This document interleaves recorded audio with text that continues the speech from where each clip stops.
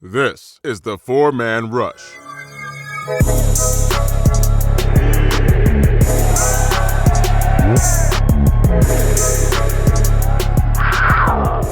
Hello, Panther fans, and welcome to another podcast of the Four-Man Rush. I'm your host, Timmy V.O., here with the four gentlemen, Kennardo, a.k.a. Kenny G, Will, Kevin, and Mr. Larry.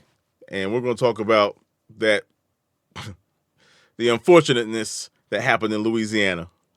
We're going to talk about that. We'll talk about that. And we'll talk about the transactions that happened because of that game.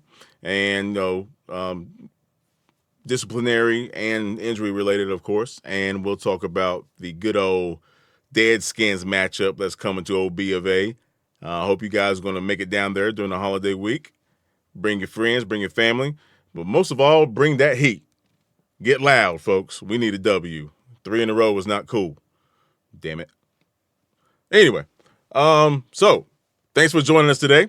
And let's get into it. We'll start with Kennardo first. And we're going to talk about what the heck happened down in New Orleans, man. We should have got that W. Start us off, Kenny. Oh, man, just a myriad of emotions during that game, Timothy. You know, it's just you have visions of how a game should start off, just especially after you got squashed 29-3. I expected a lot more in the beginning. I'm thinking, okay, we deferred. They're getting the ball first. We're going to get him out, in three times and 3 downs. And, that's going to be that, man. We're going to come out on fire. Well, it didn't quite work out like that. Drew Brees was on fire to start off with. I think he completed his first 9 passes. And if he could have been 10 for 10 if it wasn't for Eric Reed breaking up one of those passes. But even before that, they drove down the field, got a touchdown. And then, okay, man, all right, man, we down 7-0. Okay, man, we going to get it together now. Then special teams. Rashawn Golden. Ball bounces off of his leg on special teams. And then they get the ball on their 27-yard line, and they score again. So now we're down 14 as if this isn't how we quite thought things was going to start out. Right. And if you would have told me before the game that if we were down 14-0, I thought that would have been it. There would have been no competition. We wouldn't have got back into this game. But the team did show some grit. They did fight hard. They did come back into it. They did some good things, man. But it all starts with preparation again. Once again, we were unprepared to start off with. Why can't we improve in this area? It's just always one of those groups, whether it be special teams, whether it be the defensive line, secondary, someone lets us down every game. And this week, it was the special teams. Once again, they let us down, man. Joey Slye, we going to get to him just a minute. You know what I'm saying? I'm not even going to start on him right now. But it's just, you go in there, you have an opportunity to win, get back into the playoff picture, and that this is what happens, man. It's not just this year, but it's years before that, where we're in a perfect position to do something great. And then here we go. Yeah. And it's, that's all I really have to say for now. I mean, I'll get into it in a little bit, but it was definitely not a good start. And when you get down in the hole that early, man, it's really hard to climb out of that. The defensive line, too. I mean, I want to speak on that really quick. I know one time, Drew Brees had 9 seconds to pass the ball. That's 9 seconds. And that's been the story of our the whole season, the defensive line just not getting pressure. But if you allow a quarterback to get 9 seconds and then he completes the ball, then what I think was a 3rd and 12, if I'm not mistaken. I believe so, yes. And he ends up getting that. So, I mean, it was just so much, man. We can talk about special teams, and that was a big area, and that did cost us the game. But it was so many other things to look at, too, that we can improve on. And, man, we got to be better than this, man. I'm tired of the mediocrity, and I'm sure everyone else on this podcast is as well, but we'll see going on into this week, man, if we can improve things.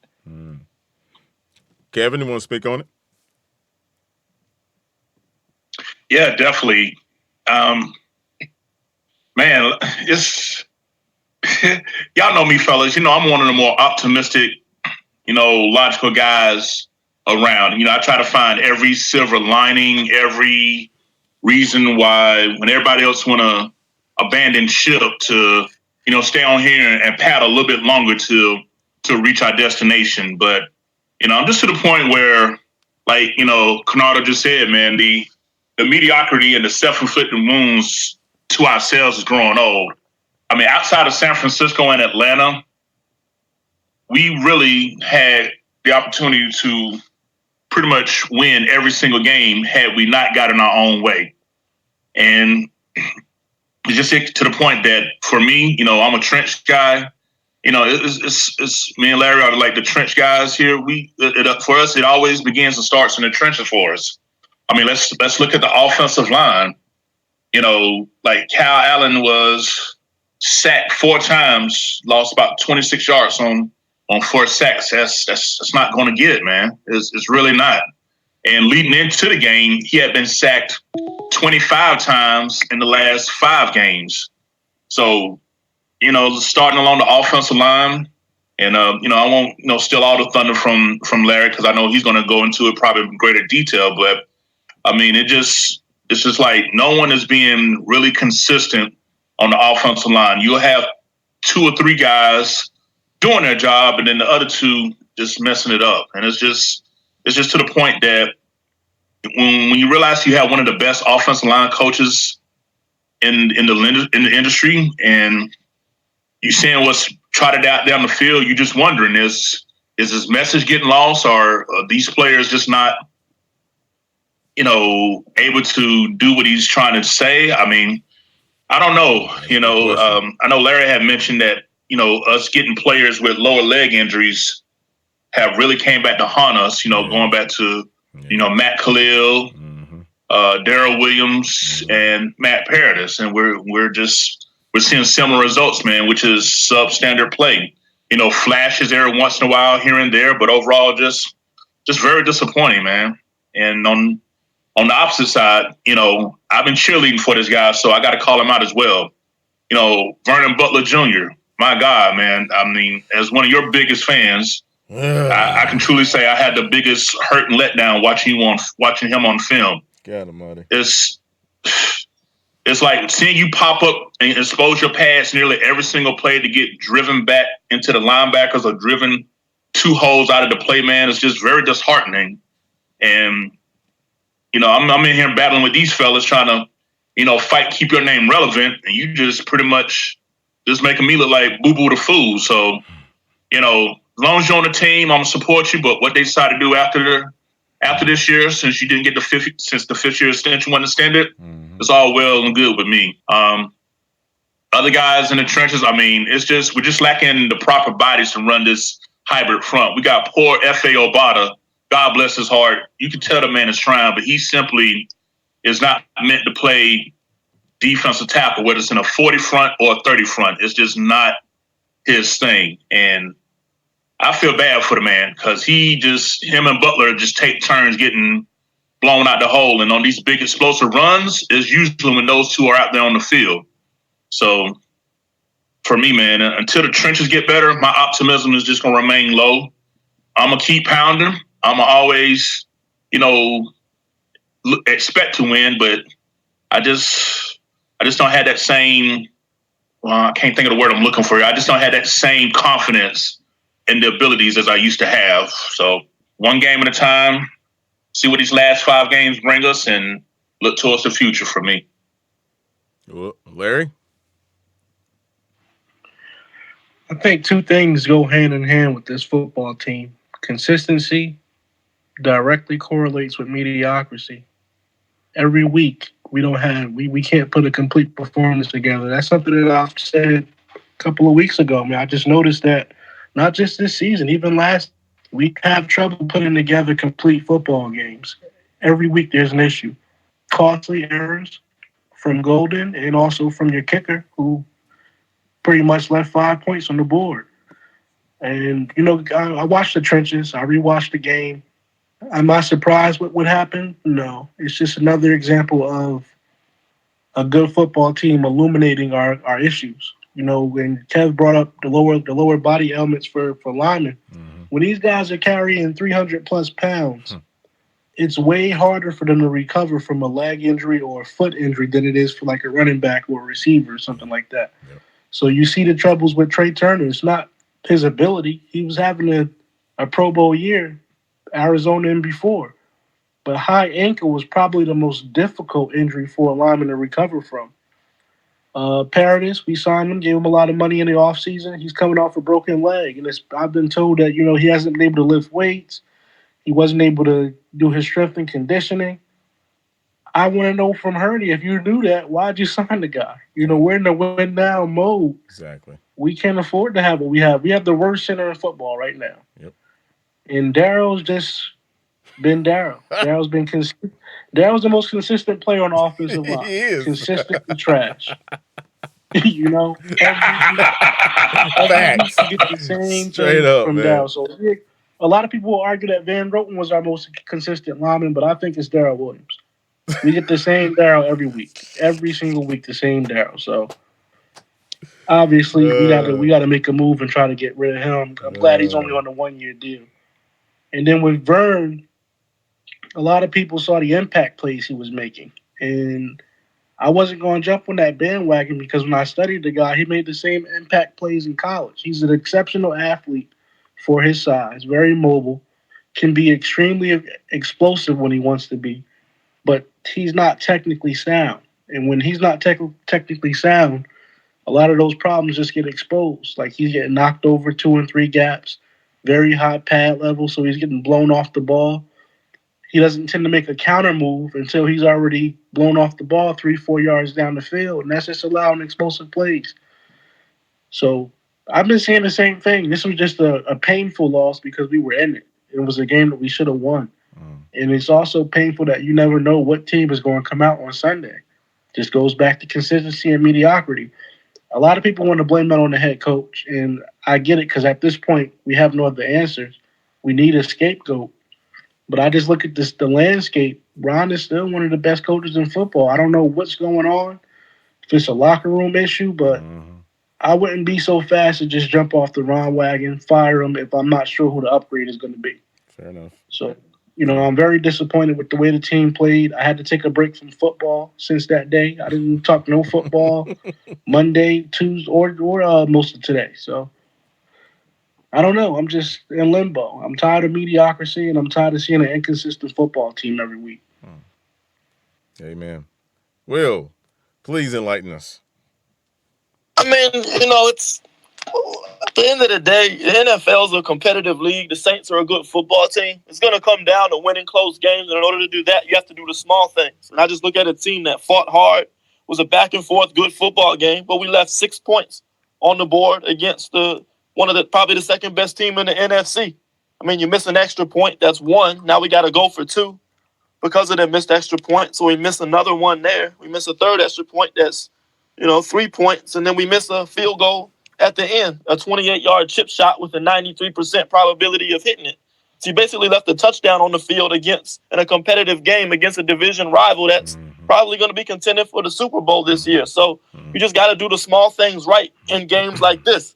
And on top of that, you have a special teams slip up that cost us 7 points. Yeah. Add that to the 6. That's a 13-point swing just off special teams goof ups. Right. And I think that kind of overshadows how well the offense and defense played throughout much of the game. I thought defensively, they gave up some explosive run plays, maybe 3 or 4 of them. But, towards the end of the game, they did what they had to do. We got a 4th down stop. We got a turnover on the next drive. And we got a 4th down stop. Eric Reed made a great play in the backfield to set up our offense. So late in the game, the defense did what they had to do, made the plays they needed to put us in position to win the football game. On offense, we dug ourselves out of a hole, fell down 14-0. And I think it was one of the better performances I've seen from DJ Moore, just so improved in his route running, his strong hands, catches balls in traffic, and then that ability after the catch to break tackles and get that extra yards. And then I just thought Kyle Allen was just so much better with his decision-making. I mean, you got one of the best check-down options in the game. We don't always need that deep to intermediate balls. If you don't like what you see, just give it to McCaffrey. Dump it off 2 yards. Let him turn it into 7 or 8 yards. So I think I did see a lot of good things, but we just found a way to lose because we didn't execute in all 3 phases of the game. So, I mean, it's something to build off of. The playoffs are out of the picture at this point, I believe. But every week you just want to see players get better because it's ultimately you're trying to build towards something, whether it's the playoffs next year or a Super Bowl at some point down the road. But, I mean, football's year-round. We just got to see the guys continue to compete, work hard, get better. Young players are getting a lot of reps and trying to develop, and we'll just see how the rest of the year plays out. But, hopefully we can string some wins together so we can end the season on a good note and prepare for one of the most interesting off seasons in our history. And another bonehead play that happened, in that game was, we talked about this before. Trey flying around with the helmet lunges. They got us that personal foul penalty, right? I mean, he didn't catch the ball, right? So that would have been a loss of down, but that bad technique BS, man. If he had his head up, he probably wouldn't even hit the kid because he would have seen when he was hitting. But it's just a bonehead play, man. It's just the little things like you guys mentioned. It does pile up. It does pile up. But we did put up 31 against the Saints defense that everybody's been touting all season long, right? But we put up 31 on them guys, man. That says a lot about that offense. Kyle didn't have the happy feet delivering that football, man. Yeah, he was good. He was good. But yeah, I feel what you were saying, Larry, about blaming Ron. I was one of those people, man. It just struck me as odd, but I mean, there's far more to it than Ron Rivera, obviously, with the pieces that we have. I mean, you look at this coaching staff over the past 2 years, we haven't gotten the wins that we had hoped. But I mean, just look at what Cam Newton was able to do under Norvin Scott the first 8 games last year with the healthy shoulder. Mm-hmm. He had the best passing numbers of his career. Decision-making was improved. His accuracy was improved. Still struggling a bit with consistency. He had some opportunities in the red zone to win some games for us, and wasn't able to seal the deal. But, I mean, that'll come. And then this year, essentially a rookie undrafted free agent quarterback, Kyle Allen's able to come in and win 5 ball games when nobody expected him to begin with. I mean, let's take a poll on our fan base back in July. If Kyle Allen was our starting quarterback, what record prediction would you have for this team? Mm-hmm. Vegas had us at 8 wins with Cam. So I would imagine maybe people would expect 3 or 4 at most with Kyle at quarterback. So I just think their ability to develop quarterbacks and get them up to speed, I think, speaks volumes about their ability to, and player development. I mean, Christian McCaffrey, compared to what he did his rookie year with Shula, how he's evolved under Norv, he's been putting up numbers that we've never seen before. DJ Moore's improvement as a route runner from his rookie year till now. It's, again, you're just seeing these young guys grow and become better and better every year. So I think that's just something to consider with this coaching staff. I think the wins aren't there, but a lot of it, nobody wants to hear it, but these are young guys making young mistakes. This week, Joey Slye, the rookie kicker, was inconsistent. The week before, it was Kyle Allen, the rookie quarterback, making mistakes. Greg Little, the rookie left tackle, getting beat, making mistakes. Right. Dennis Daly's had his ups and downs. Yep. I think the injury to Brian Burns really hurt our pass rush. He's our most efficient pass rusher. So you've seen that the sack totals just kind of fall back since he's been out. So, I mean, I just think it's a thing that's unfortunate. Balls haven't bounced our way. Young guys are making mistakes, and we just haven't been able to find consistency this year. Well, on to Sunday, gentlemen. But before we talk about the Redskins, let's talk about some of the player personnel moves that's been going on. Obviously, we lost some fellas to IR, Poe, unfortunately, and Van Roten. So let's talk about Let's talk about those two gentlemen real quick, and what that's going to mean going forward. Kevin, you want to start us off on that? Yeah, I mean, we're talking about two more big losses right in the middle of the offense and defensive line. Let me start off with Greg Van Roten. I was one of the very few that before the 2018 season started picked him to be the surprise pick at camp. And up until this last game, he had played every single snap of the 2018 season and every offensive snap, 2019 season. He's not flashy. He's not going to get Pro Bowl consideration, but what he is he's gritty. He has times where he's nasty, and he's someone that was improving and getting better. He only given up 1 sack so far this year and only had 2 penalties. For a guy that was kind of a journeyman before he got to us, that type of production, some consider serviceable. I would consider that, solid NFL starting caliber play that we're now missing. Sure, there's other more talented guards out there, but, with salary cap and things like that, Greg Van Roten was someone that was giving us good play at low pay per se. So he's definitely going to be missed. On the other side, Dontari Poe, going to the hybrid front was supposed to revitalize his his career per se after a very lackluster, 2018 where he only had 17 tackles and I believe only 1 sack. Well, this year he had 4 sacks and I believe 26 tackles so far. So definitely he was much improved, got a pass rushing ability back, and if I'm not mistaken, he was our best run stopper as far as run defenders go in the middle of our defense. So that's definitely another loss alongside with us already losing Kawan Short. I mean, this defense already been, leaking like a bad tire already, man. So it's just, man, it's definitely something that's potentially could be even make things worse than what they already are. Because as y'all already know, we're on a historically bad pace as far as run defense goes. But we did pick up some new guys. I'll let Larry speak on that, on the guys that we picked up in the trenches as far as 2 defensive linemen. I think we also moved up a offensive lineman as well. But overall, we're going to miss those guys. But, hey, we've been missing guys all year, so nobody's going to take pity on us. We just got to, tie up them cleats and keep pounding. Amen to that. Kenny, you have anything to add to that? No, man. Kevin, he pretty much nailed it everything. Just when you're on a 3-game losing streak like we're on right now, you lose important pieces to your offense and defense like that. It's not a good thing. When you went from bad to worse at this point. So, man, I just wish those guys a speedy recovery. Obviously, I think Poe's going to be out for the long term. So, yeah. And we are where we are right now. We just need other people to step up at this point. Even with the playoffs out of the picture, you still want to finish strong. And I think we do have to finish strong for all the Ron Rivera lovers out there.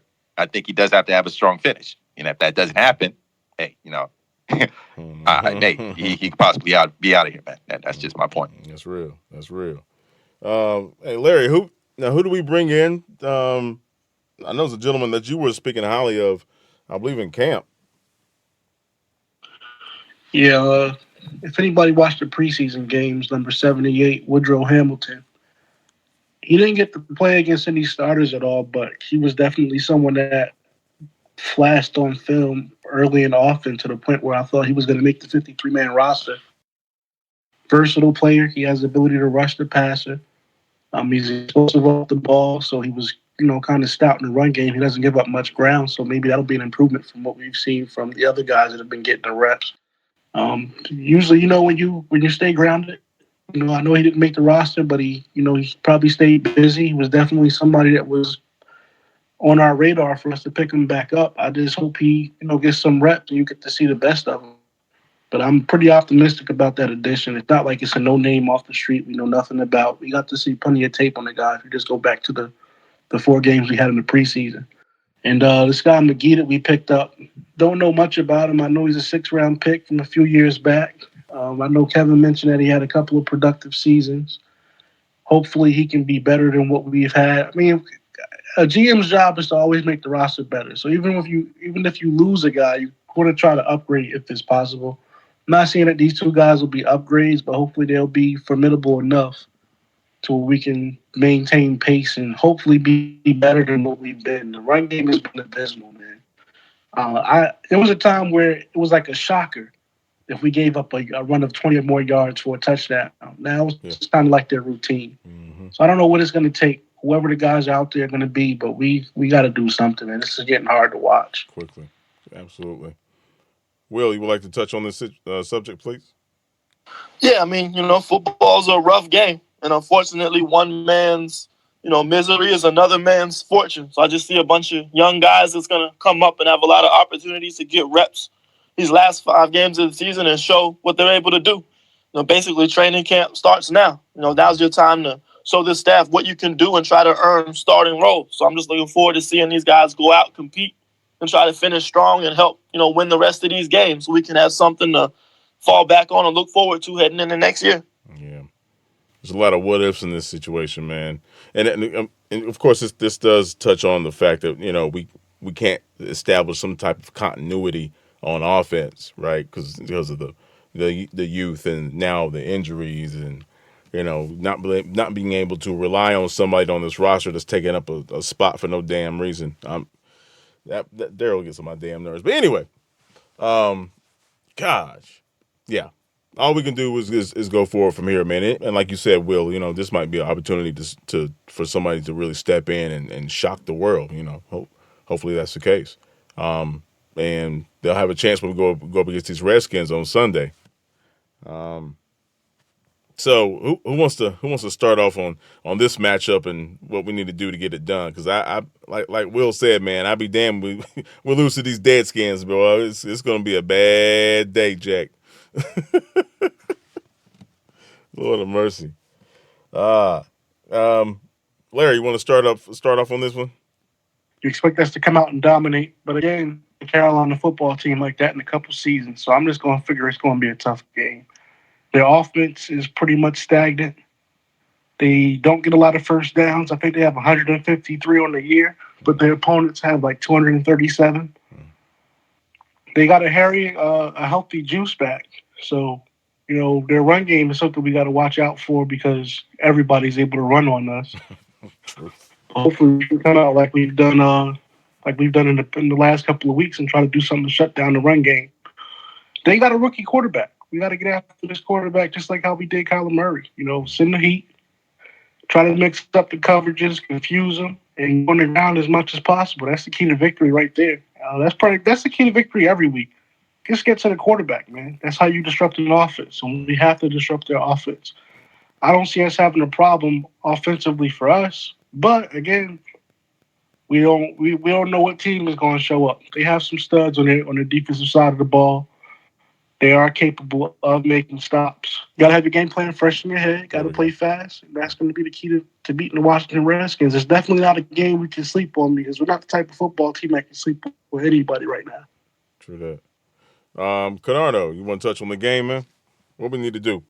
Man, you just have to establish dominance from the beginning. You can't get off to any more slow starts. We got off to one, with the New Orleans Saints. You were down 14-0. That can't happen this time. You have to go out there, whether you get the ball first or you defer it and they get the ball first, you got to get them off the field and you got to, basically they're 2-9 for a reason. So you have to take their confidence away early. Oh crap, man. We're in trouble now. It's happening again. We're down early. So we kind of have to put that doubt in their head early. The playmakers that have been making plays, McCaffrey, DJ Moore, Curtis Samuel, he got the ball in his hands in other ways in the other game, from that misdirection, 40 yards on 4 carries. So you just got to kind of be creative with that. And I think Norv did a great job of that later on, just, being more creative and getting the ball in playmakers' hands. Olsen, I know that Kevin talked about this. We talked about this the other day, as far as tight ends with the Redskins. I think he can actually have a big game too. So, we just got to spice it up. The defense, man, they got to step it up to the plate, man. They got Adrian Peterson, they got Geis.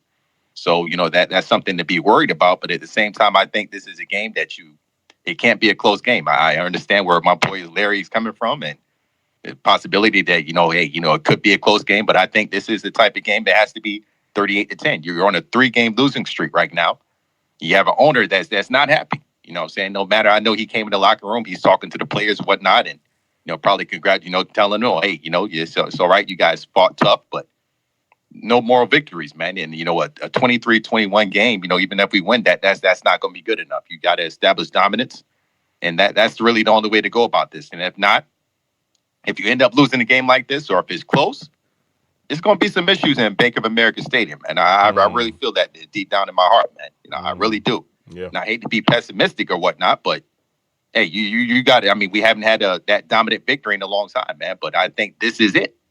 And I understand they have a lot of talented players, man. But you got a rookie quarterback out there too. Don't make him look like Warren Moon, like we've done other times. Against some of these younger guys, where they come in and they may have had a few bad games leading up to us, and then they look like a superstar against us. I'm tired of that crap, man. Yeah, I almost said something else, but yeah. it's time for us to step it up.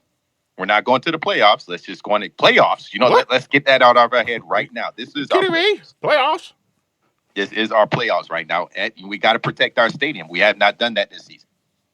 Yeah. We have not done. We're below 500 as far as at home. So you got to give the fans something to be proud of, man. Yeah. I'm tired of the mediocre, product that they're putting out there. Yes. And I know everyone else is too. Yes. So cut the bull crap. Let's go out there. Let's play football. Let's smack them upside the head. and no, show them who the boss is. That's what I want to see this weekend. Yeah, G. No close games. I'm not standing for that. 38-10, man. I'm going to give you my score right now. 38-10. Heck yeah. Or else. For real. That's real talk, man. We put up 31 on the Saints. We should destroy the Redskins. I'm just saying. Will, what's up, man? What we need to do, bro? I mean, the Redskins, like Smitty says, Smitty called the Falcons the get-right team. You play them, you get right. And I think I see the Redskins as a team like that as well. I think this is a get-right week for the Carolina Panthers. We've had some tough battles at Lambeau, New Orleans, San Francisco. I mean, it's been a lot of hard games this year. But I think now we finally got a team. It's not a division rival like Atlanta or New Orleans. It's a chance for the team to, put it together, get right, get some good work in, and, let's blow this team out and end the game by the third quarter. I want to be able to, relax on Sunday afternoon. I don't want to have to be in a nail biter against a team like this, wondering what's going to happen at the end of the game. No cardiac cat type stuff this week. Yeah. I think we still got to come to play. You can't take this team for granted. A couple of concerns I have is their defensive line against our struggling offensive line. The Redskins have 3 first-round picks on that front. You got the 2 Alabama guys, Deron Payne and Jonathan Allen. Then you got the guy from this year who most of us liked, Montez Sweat. So when we were talking about the draft, we made our little draft board. Montez Sweat was right up there with Brian Burns on our wish list. So we got to come to play. You got the veteran Ryan Kerrigan, who's a good pass rusher. And you got the other guy, Matt Ioannidis, another good interior D lineman. So we got to, we got Darrell and Paradis. I mean, they're going to be tested this week. That's our weakness, and that's the strength of the Redskins defense. DJ Moore's going to get some good work this year. Quentin Dunbar, their corner, is the #1 graded cornerback in the entire NFL. So that's going to be a good matchup to watch. Josh Norman, he always shows up. He had a great game against us last year, forced a lot of turnovers. So another chance for DJ to get back at him for causing those 3 fumbles. I think DJ will probably be the most motivated guy on our roster because you remember last year against the Redskins, his fumbles were a big part of the reason why we lost that game. So I expect him to come out angry and motivated and ready to do some damage this week. So, I think offensively it's a chance to get right, but it's going to be a good challenge as well. Don't forget about Landon Collins either. Very good safety they got over there. On defense, with Dwayne Haskins, they're going to want to run the ball. So we got to get that run defense right. They got 2 good running backs, Darius Geis, who missed his rookie season with an injury and got put on short-term IR this year. So he's a young, hungry kid that's going to want to come out and try to prove himself and get some work in. So let's not let him have his breakout game this week because, we tend to do that. And Adrian Peterson, gave us problems last year against the Redskins as well. So it's going to start with the run defense. They're going to do anything they can to take pressure off their young quarterback, Dwayne Haskins. And, we can relate to what they're going through with our young quarterback. So we got to get after him, make him uncomfortable, make him rush his decisions, confuse him, get pressure on him, and force turnovers. And that's going to be the key to blowing this team out this weekend. So, it's they also got a good young wide receiver, Terry McLaurin, who's on pace to possibly win Offensive Rookie of the Year. So, it's a talent. They got talent on this roster. You can't take them lightly. So we just got to come prepared. I think if we play, all 3 phases, execute, play a complete football game, we'll get the result that we want. So it's the get right game this week. Let's get right, put this team away and move on to the next one. Mr. Avery, seal the deal, sir. Yeah, but overall, man, I just really see this is an opportunity for us to start a perfect December. Right now, my mind frame is what this team is going to be like as we finish up the strong. Historically, Ron Rivera has been the 3rd best winning percentage in the month of December since he became coach in 2011. The only 2 coaches with a better winning percentage in the month of December are Patriots head coach Bill Belichick and Seattle head coach Pete Carroll. Sitting there number 3, literally just a few percentage points behind Pete Carroll is our own Ron Rivera. So with all the potential what else and possibly could be's, I just see this man coaching his ass off and not letting injuries be an excuse for another lackluster performance. Again, I just can't see this game for me. It's going to be more about the mentality and the fight of this team. We can discuss the X and O's, which is what 4-man rush specializes in all day. But for me, this is about seeing, heart that leads to execution. We how can this team look when we don't get in our own way? That's what I want to see. I know we're not going to have a perfect game, but I want to see a clean game. I don't want any turnovers by offense. I don't want drive killing penalties. I think I would be foolish not to say any penalties, because for most of the year we have been one of the fewest penalized teams in the league, outside of a couple of bad games. So I just want to see our team play a clean game where we're not one of the big factors to why we lost. So that's something I'm looking forward to. Again, with a rookie head coach on a rookie quarterback, an interim coach on the road, the formula typically, as a stereotype in NFL, is a strong running game and a strong defense. And when teams analyze us, where have we shown weakness at? Run defense and protecting the quarterback. So, Washington is not coming down the road to they gonna feel like they got a chance to win a game. And historically, before the Panthers got here, it's a lot of Redskins fans. So don't be surprised if it's not almost damn near a 50-50 split, because we're not winning. A lot of Panther fans are going to sit at home and miss this game out, and Redskin fans are going to take advantage. So don't be surprised if you see a nice contingent of Redskin fans at this home game. Get your butt in those seats, people. Hey, I want this team to go 5-0, win all 5 games. Like I said, home against the Redskins, at Atlanta, home against Seattle, at the Colts, and then home against the Saints. But in order to win 5, you got to win 1. Yep. I just want a strong finish, wherever the chips fall, where they may. Like I said, we're not even going to say the P word no more around here. But, I just want to see this team take mental toughness and let that translate into on-field execution. So that's what I'm looking forward in this game.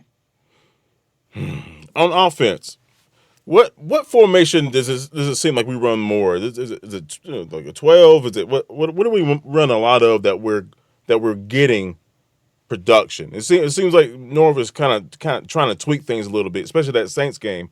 It looked like he was motioning the back into the slot tight area, next to the tackle sometimes, something like a 5 wide look sometimes. What do we need? What type of formations are working for us, man? 11 personnel. The other fellas can chime in on it if they're, tracking stuff like that. That's something I always like to, keep monitor of. 11 personnel is 3 wide receivers, tight end, and a running back. So when we're in 5 wide, it's usually our 3 wide receivers, Olsen and McCaffrey, spread it out. And, you'll see McCaffrey motion into the backfield. Sometime McCaffrey already been in the backfield. They'll motion Olsen back there. We even saw Curtis Samuel on 4 times take the jet sweep motion, out of the spread formation. 11 personnel pretty much has been a vast majority of what we run our offense out of. Personally, me, I wouldn't mind seeing more 21 personnel, 22 personnel with, tight ends and fullbacks being used just to try to, establish, our identity in short-term yardage situation. But, again, when we got our center getting pushed back like we do, I can understand why it's not something that's being used as often.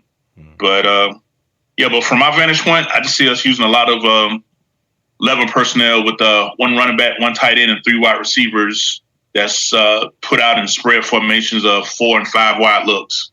Gotcha. Anybody else want to speak on that topic? I think against this team, we'll have an opportunity to attack their linebackers. So I think we can see McCaffrey motion out in the slot like we did last week, go 5 wide, create those mismatches, and attack them in the middle of the field with Olsen and CMC. So I think we'll see a lot of that this week. It'd be nice. That's a nice combination. Larry? Well, what I don't want to see is Armor going in motion, because every time he goes in motion, it's a run. Yeah. So we've been pretty predictable in that regard. Other than that, I'm with Will. I want to take advantage of the matchup with the linebackers. Get McCaffrey in space. I still want to see more. I'm really glad Norv answered my prayers. I wanted to see Curtis Samuel get a few more carries. Man, he's such a versatile athlete. You don't just have to send him on routes all game. You can give him about 3 or 4 carries and he'll be productive, and that takes the load off of CMC. So hope to see more of that. Even maybe DJ get a carry or two. But I'm like you guys, man. I want to dominate, but I just don't know what team is going to show up on Sunday. Yeah, unfortunately. Well, I guess we'll see what happens. And that's a 1:00 game. B of A. Make sure you get there early. If you're tailgating, don't bring any damn turkey. You should have ate it already. Oh, man. So, any closing thoughts? Canardo, you have anything to say before we get out of here? Man, just really looking to get back on track. This weekend against the Redskins. They're coming to play, but at the same time, man, you have to establish dominance, man. When you lost 3 straight and you're in the gutter right now, and you're in a very dark place. One coach many years ago said, when you lose one game, Denver, and then you lose 3 straight, man, that darkness, man. So this team is starving right now. Yeah. And they came out hungry last week. They did what they had to do. They almost pulled it off, but this week it's no excuses, man. I keep saying that. I'm not going to accept just a 23-21 win. Not going to accept that. This team, they average 13 points a game. 13 points a game. That's how many points they average. So I don't think it's out of the realm of possibility to stomp these guys out. Right. I really don't, and I stand on that because I know how talented this team is. Right. And they got to show up for the remainder of this season, man, because Ron is coaching for his life right now, man. Whether many people believe that or not, I wouldn't be surprised to see him back. And I hate to talk about next season already. I wouldn't be surprised to see him back.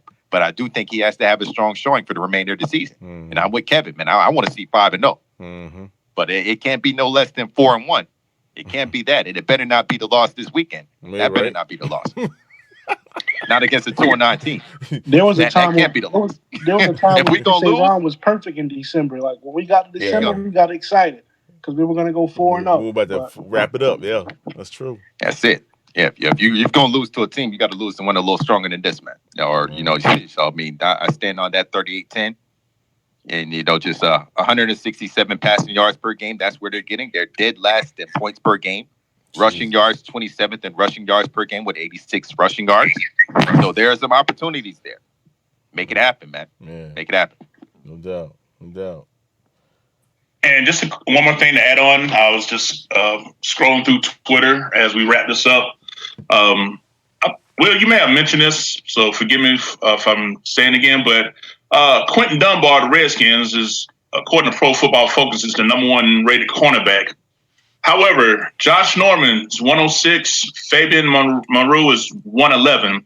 So out of 114 qualified cornerbacks, their starting nickel package, per se, 2 out of 3 are pretty much almost dead last.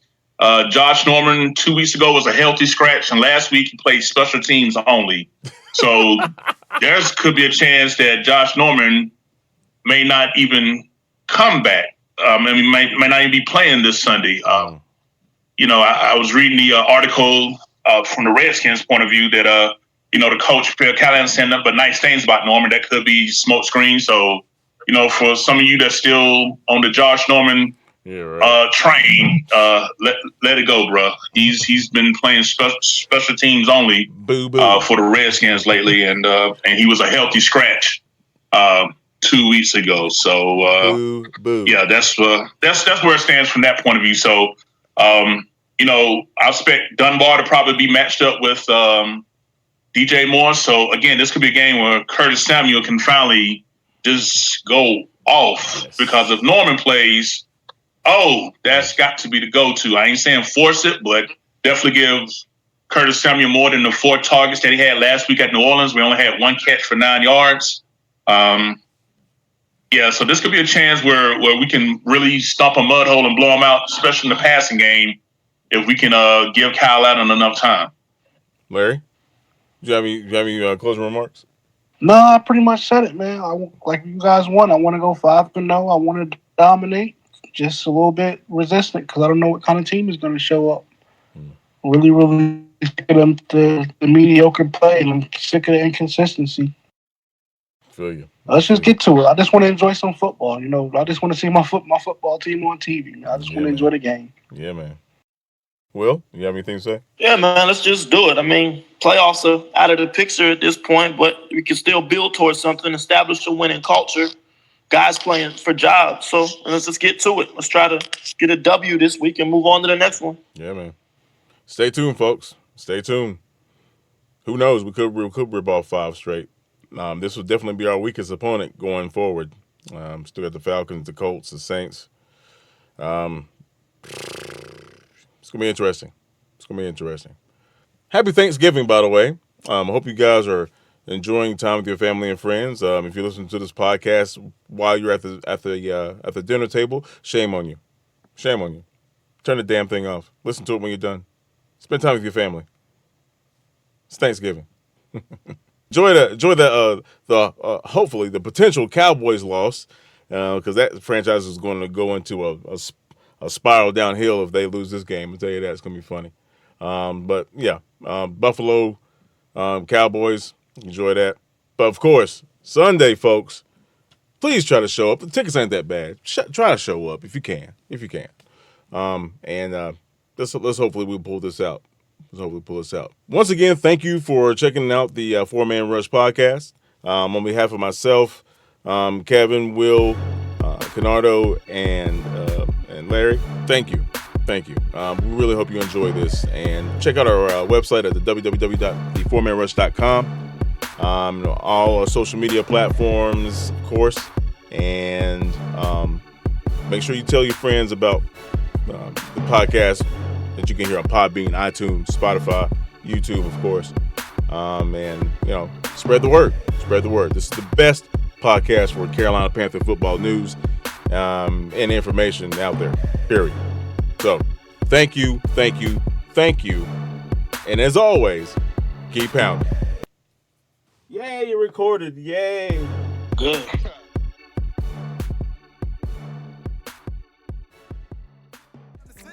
I'm just taking time to really let it breathe. So baby, just chill. Yeah.